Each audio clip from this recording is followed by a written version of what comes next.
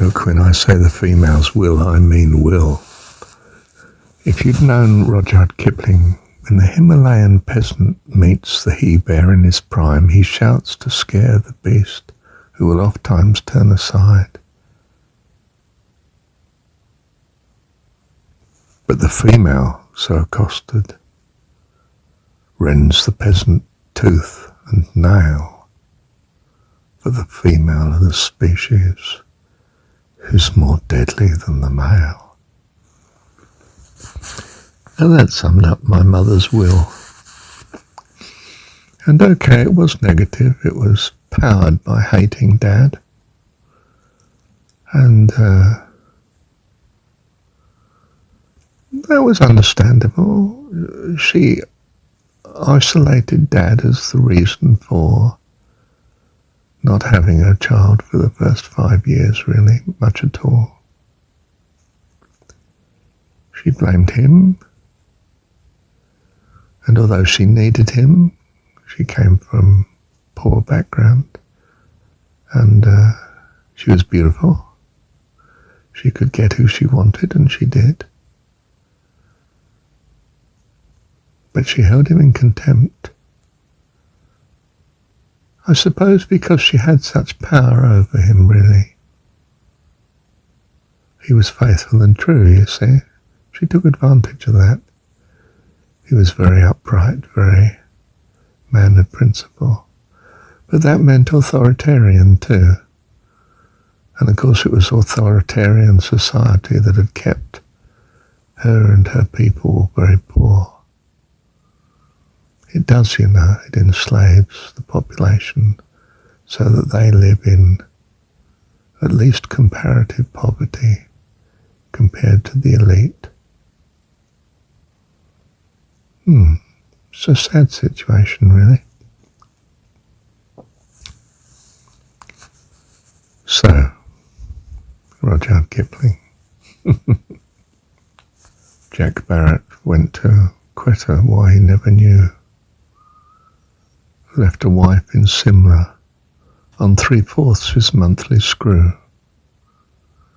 Jack Barrett died in Quetta ere the first month's pay he drew. Then it goes on in the poem to say how he didn't know the reason for his posting to that land. Yeah. Died without good reason. For what? Because the British wanted to steal India. From the Indian peasant? No. From the Indian Rajas. They were squabbling among themselves so much that they welcomed the British because he would at least impose and stop the squabbling, and seemed to be quite happy that they stayed in their monarch position and affluence and rule. In fact, he'd come to join them in it,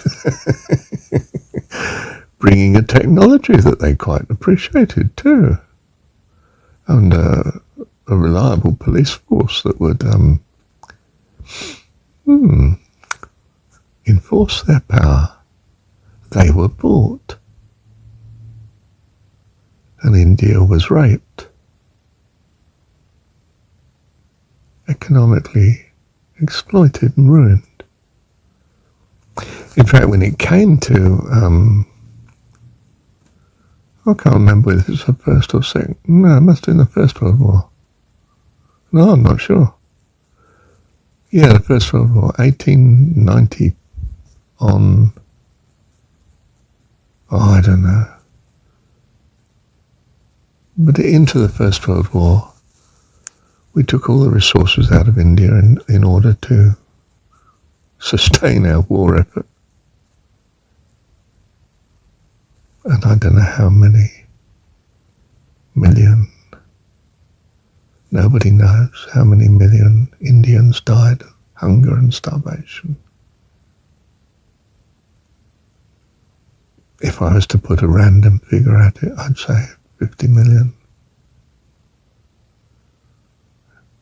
A good bit more. Well, certainly on a par with,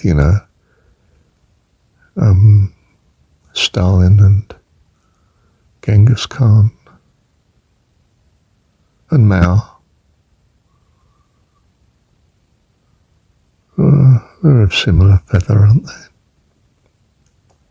The British were no different.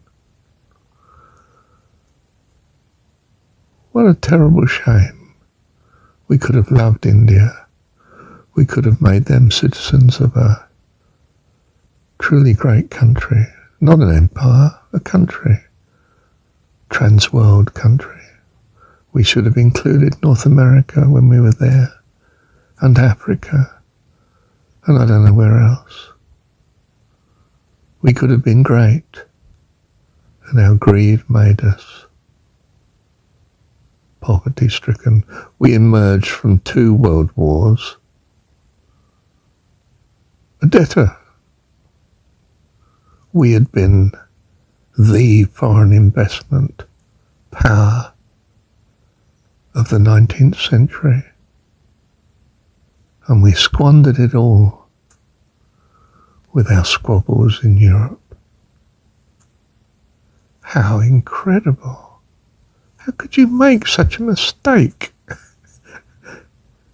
Because you didn't have a loving heavenly dad as your God. How do you jump to that conclusion, Marshall? Look at what we did. Doesn't look as though we had a loving heavenly dad as our God, does it? Truth's pretty obvious. Open our eyes, Lord. We want to see Jesus. Reach out and touch him. Tell him we love him. Open our ears, Lord, and help us to listen. I don't know how it goes on, the chorus, but you could look it up. Open our eyes, Lord.